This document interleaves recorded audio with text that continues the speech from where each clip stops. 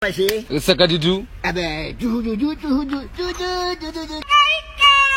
Salut mes petits lambis, comment vous allez aujourd'hui? On va parler d'un sujet méconnu dans l'Hexagone. C'est une maladie qui ne se soigne pas. On va parler de la ciguatera. Bon, certains d'entre vous qui habitez dans les tropiques ont déjà entendu parler de cette maladie, qu'on appelle aussi la gratte en Polynésie. En effet, cette maladie est véhiculée par des poissons tropicaux.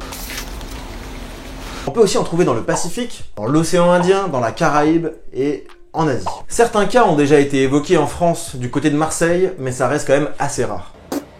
y a des gays. Bon, mais la ciguatera, c'est quoi? La gratte ou la ciguatera est une maladie qui est transmise à l'homme par les poissons. En effet, la ciguatoxine est produite par une micro-algue, qui se développe le plus fréquemment dans des zones aquatiques qui ont subi des traumatismes. À cause par exemple des cyclones, des sargasses, des brumes de sable ou encore par l'homme. Et donc cette micro-algue se fixe sur des coraux qui ensuite ces coraux vont se faire manger par des poissons herbivores, qui eux vont se faire manger par des poissons carnivores, qui eux vont se faire pêcher et manger par l'homme. Donc cette ciguatoxine va se disséminer dans toute la chaîne alimentaire. Il n'existe aucun traitement contre cette toxine. On ne peut que faire des traitements symptomatiques. Ça veut dire qu'on peut diminuer ton mal de ventre dû à la ciguatera, mais sans s'attaquer à la ciguatoxine. C'est comme si tu venais de te casser une jambe et qu'au lieu de te mettre la jambe dans un plâtre, on te donnait de la morphine pour calmer ta douleur. On ne s'attaque pas à la racine même du problème. La ciguatera se manifeste sous 175 symptômes différents.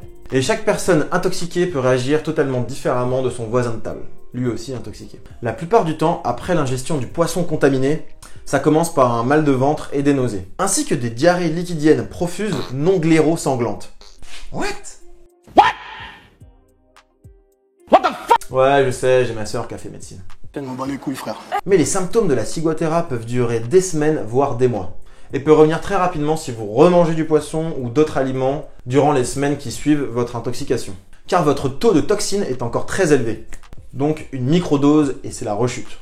C'est le cas des épices, des fruits à coque, de la volaille, du porc. Et vous pouvez aussi voir les symptômes revenir à cause de choses qui sont essentielles à la survie d'un homme. L'alcool et la pratique du sexe.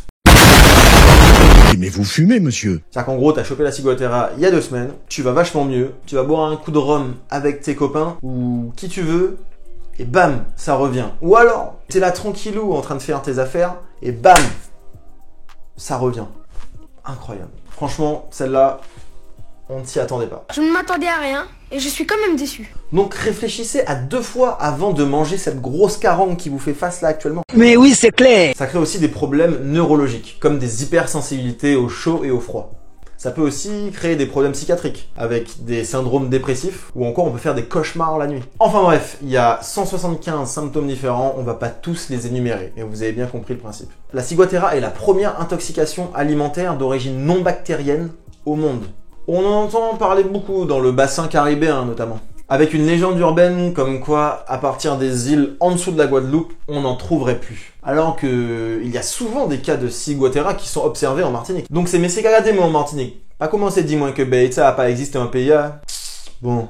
Baraba, bon, pow. De toute façon, on va en reparler un peu plus loin dans la vidéo, vous allez voir. Stay connected. D'ailleurs, j'aimerais bien savoir dans les commentaires si vous avez déjà chopé la ciguatera, ou si vous connaissez quelqu'un qui a déjà chopé la ciguatera, ou qui a déjà contracté les symptômes dus à l'intoxication de cette toxine. Donc voilà, mettez-moi ça en commentaire. D'ailleurs, même moi, vraiment, je suis curieux parce que dans mon entourage, je connais très peu de personnes qui ont déjà contracté des symptômes dus à cette toxine. Un petit retour d'expérience serait le bienvenu dans l'espace commentaire. Et abonnez-vous et mettez un like. C'est pour le référencement et en plus, c'est gratuit. Allez, on y retourne.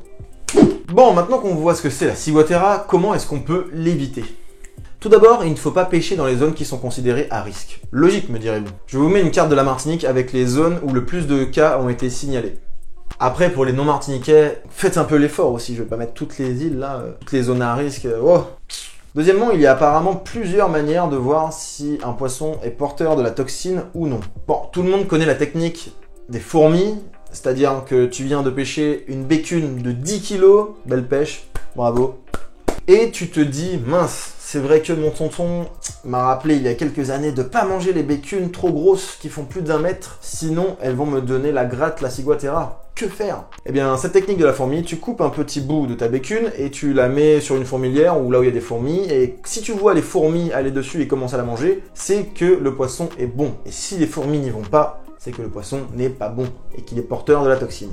Mais cette technique est considérée comme non valable par les scientifiques. Tout comme la technique du chat. Celle-là, elle me fait bien rire. Parce qu'il faut vraiment être un propriétaire qui n'aime pas son animal pour foutre le chat à tester les poissons qui ont des toxines sur eux ou pas. Bon, bref. En gros, c'est la même technique que la fourmi. Tu te poses des questions pour savoir si ton poisson il est intoxiqué ou pas. Hop, tu coupes un petit bout, tu le donnes à ton chat. Si le chat le mange, c'est que le poisson est bon. Parce qu'apparemment, le chat peut sentir la toxine, je sais pas quoi. Et si le chat le mange pas, c'est que là, le truc est intoxiqué.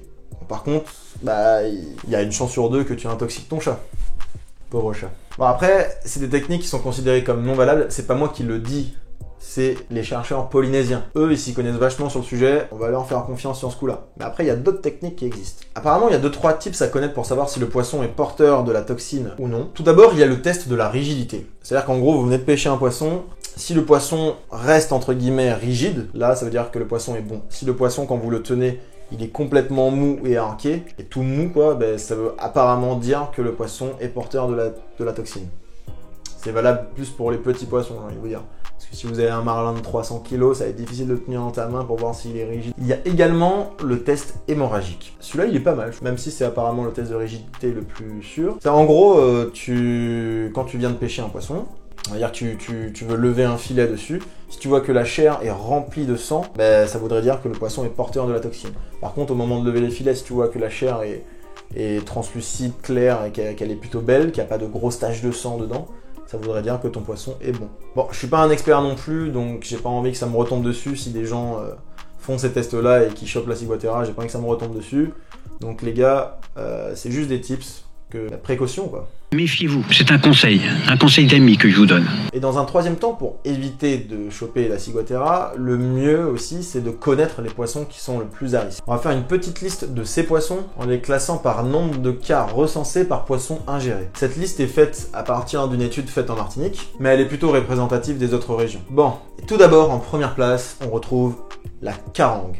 Et oui, ce petit poisson vorace et combatif qu'on retrouve partout dans les eaux chaudes, que j'aime bien pêcher, qui est d'ailleurs très bon en papillote, je vous le conseille, avec un peu de citron. La carangue, c'est le poisson qui a amené le plus de monde à l'hôpital en Martinique. Donc je ne conseille pas de le manger s'il est trop gros, donc trop vieux, car ça voudrait dire qu'il a emmagasiné trop de toxines en lui. Mangez plutôt les juvéniles. Après, il se peut qu'il ne se passe rien après avoir mangé une grosse carangue. Mais la ciguatera se stocke dans votre corps, et il suffit que 2 semaines après avoir mangé cette grosse carangue remplie de ciguatera, vous mangiez un poisson un peu plus petit, lui aussi porteur de la toxine. La toxine se manifeste et vous tombez malade. Et donc là, bam, plus le droit à l'alcool et aux relations sexuelles pendant plusieurs jours, voire plusieurs semaines. C'est terrible cette histoire de sexe et d'alcool. Terrible. Bon, ce n'est qu'une question de dose. Ensuite, dans le classement, on retrouve le Vivano, en 2e place. Et oui, malheur pour ce bon poisson réputé pour sa chair. Faut donc prendre également des précautions avec ce poisson. En 3e place, on retrouve le Tazar. Je ne m'y attendais pas. Ce poisson n'est pas un pélagique, donc au final, ça ne m'étonne même pas. Ensuite, on retrouve la murène verte, le thon, dorade coryphène, barracuda, le mérou, le lambi panifidji et le saumon caraïbe. Après, je sais qu'en Polynésie, l'oursin a déjà été porteur de la toxine. Cette liste n'est pas exhaustive, il faut se méfier de tous les petits poissons de récif. Par exemple, c'est bien connu que le barracuda est porteur de la ciguatera, donc j'imagine que s'il est à la 7e place de ce classement, c'est que les gens font attention avec ce poisson. Malgré toutes ces connaissances sur la ciguatera, imaginons que vous arriviez quand même à être intoxiqué, qu'est-ce qu'il faudrait faire? Tout d'abord, vous rendre à l'hôpital, car n'oublions pas que cette toxine a déjà causé la mort. Même si c'est très rare. Une fois à l'hôpital, on va vous donner des médicaments pour atténuer les symptômes. Et dès que ça ira mieux, vous pourrez rentrer chez vous. Après, comme dit juste avant, il n'existe pas de traitement contre la ciguatera. Mais certaines populations du Pacifique ont pris pour habitude de faire une décoction à base des feuilles jaunies d'une plante qu'on appelle le faux tabac. Je ne sais pas si ça existe dans nos îles de la Caraïbe. Il ne me semble jamais en avoir vu. C'est une plante qui pousse sur le bord de mer. Donc les botanistes, donnez votre avis en commentaire pour nous éclairer, pour savoir si cette plante existe bel et bien en Martinique, en Guadeloupe ou dans le bassin caribéen plus généralement. Ensuite, un des réflexes à avoir lorsque vous êtes intoxiqué, c'est de faire remonter l'information à la collectivité, afin d'éviter que d'autres personnes soient intoxiquées. Comment éviter qu'il y ait plus de zones atteintes par la ciguatera. Comme dit juste avant, les zones où la ciguatera se développe sont les zones qui ont subi des traumatismes, donc des zones de coraux morts la plupart du temps. Donc le respect du milieu marin est primordial si on veut diminuer les risques de ciguatera. Même si c'est pas forcément la faute de l'humain, et que c'est un phénomène qui a toujours existé. Christophe Colomb avait même déjà évoqué cette toxine lors de ses premiers voyages vers le Nouveau Monde. Et évitez de jeter vos ancres sur les coraux, ce sera déjà un bon début.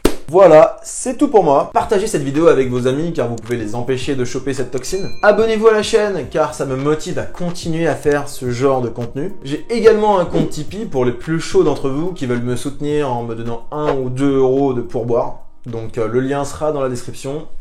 Je compte sur vous. Merci d'avance. Et n'oubliez pas, longue vie aux océans. C'était Ultramarin. Allez, ciao!